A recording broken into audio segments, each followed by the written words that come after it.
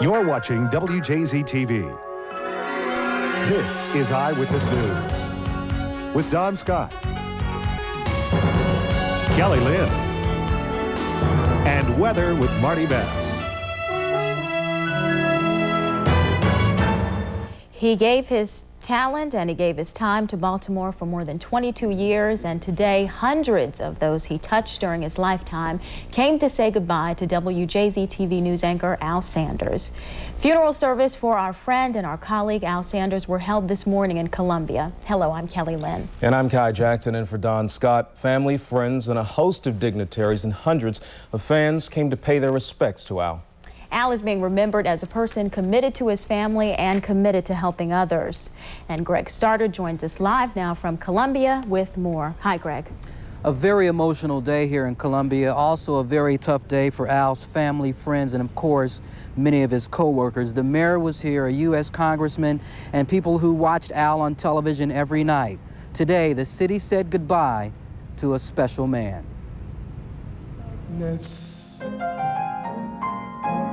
Oh, no shelter or help is At 54 years old, Al Sanders was one of the most respected and admired broadcasters to ever work in Baltimore. Many say he had a solid reputation. Death is a part of life, but this is still a sad moment because you always hate saying goodbye to a friend. Al was a friend to all of us, those who knew him and those who didn't. And you hope that, you don't have to do these sort of things, but it's a part of life. Hundreds of people from all over the country came to pay their respects. There were tears, hugs, and many stories about a man who touched so many lives. Behind the stage and off the set, Al was a first-class person.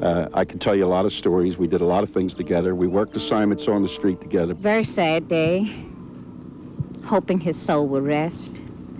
It's a man who's done a lot for Baltimoreans. For Al Sanders' family, it was an illness that hit quickly. 7 weeks after being diagnosed with lung cancer, Al was gone, taken away from those who loved him. We came to believe in him, and we loved his humor, his enthusiasm for life. So it's a real sad occasion, and we'll just do what we can to express our sympathies, not only for myself, but on behalf of the city. But this whole state has really lost a great friend. For 23 years, he was at the top of his profession, anchoring a newscast that at one point had ratings which was more than the two competitors combined. Success and professionalism was Al Sanders. The only feeling you can have about Albert is that he is a man who brings love into your life. I've never met a man who embraced the people that he reported about like him and embraced the people around him. It was a tough time for some.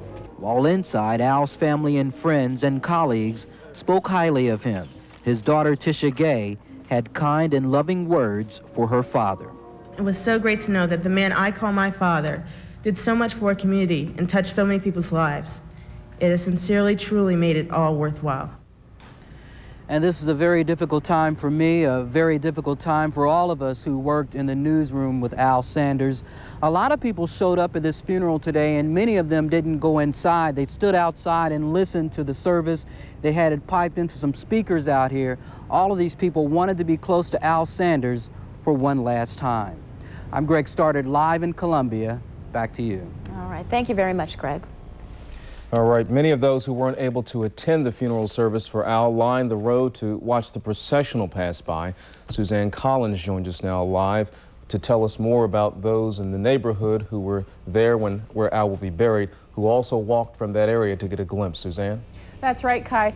Some of the people apparently are just arriving now in the cars from the funeral, the beginning of the processional. But I have to tell you, I was thinking to myself about Greg and I and you all working today and how much we would like to be a part of the actual service. But in truth, working on this day is probably what Al would have done, and we know he did that for Jerry, so we all feel good about following in his footsteps and doing the right thing journalistically. He'll be buried here at Arbutus Memorial Cemetery behind me, and I heard that as the procession is making its way from the Interfaith Center in Columbia, that people have just gathered from everywhere. A cameraman radioed to us a moment ago, and he said that on an overpass on 95 where the procession was passing, people had lined up just to get a glimpse. And also here in our numbers of neighbors from blocks away, miles away, even over in southwest Baltimore, drove their cars or they walked up.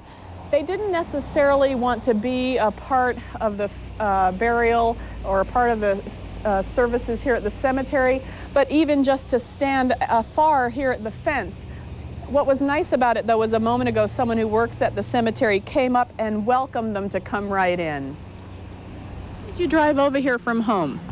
To see the funeral drive, see Al in the direction. Why is that? Look, I thought lots of him. I watched him ever since he's been on Channel 13 with Jerry Turner, and I enjoyed him. When they talk about him, tears run down my eyes, face, cheeks. He was an important person. He was well loved.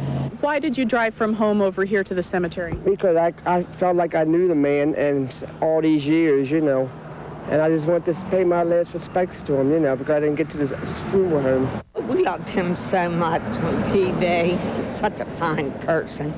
And so we figured we'd come over.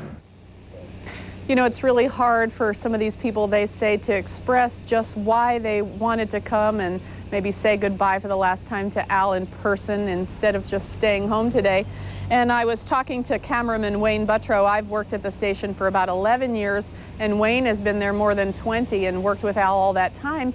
And we just said it has to be because he was just such a nice and decent person, and we all loved him so much, and there was no way that people at home couldn't pick up on that and also feel that love for him as they watched him on their news sets every night. Another thing I remember, a little anecdote, I know oftentimes I'd be in the field with Al, and as he went down the street and people like these people here today came up to him, he always had the time to speak with them, and he was never curt or aloof or busy or full of himself because he was on television. He was just Al, and he was a real people person, and he really loved people. And I'm sure that's why so many of the people gravitated towards him as they are today.